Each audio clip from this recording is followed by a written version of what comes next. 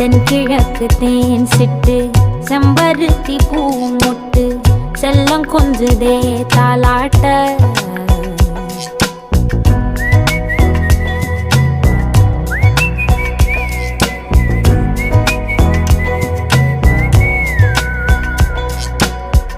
எத்தனையோ காலம் வாராத வானவில் வந்தது போலி பேச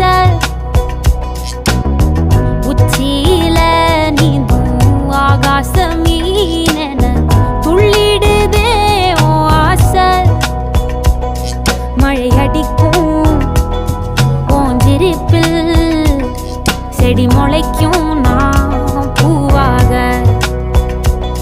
வெயில் அடிக்கும் நாள் வரைக்கும் கொடை பிடிப்பேன் தாயாக.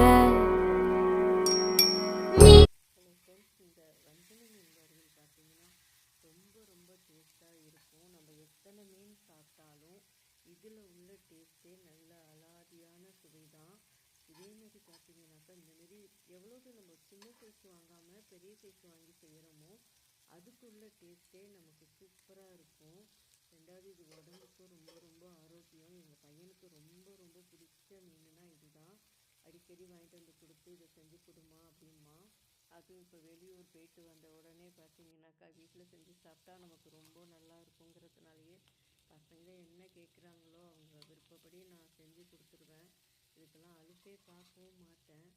ஏன்னா அவங்களோட விருப்பம்தான் நமக்கு. நம்ம எவ்வளவோ சாப்பிட்ருப்போம். அந்த பசங்க இப்போ சாப்பிட்ற நேரத்துக்கு நம்ம ஏதாவது சொன்னோம்னா அவங்களுக்கும் கஷ்டமாக இருக்கும். அதனால் முடிஞ்ச வரைக்கும் அவங்க என்ன கேட்குறாங்களோ அதுக்கு செஞ்சு கொடுத்துருவேன் நான்.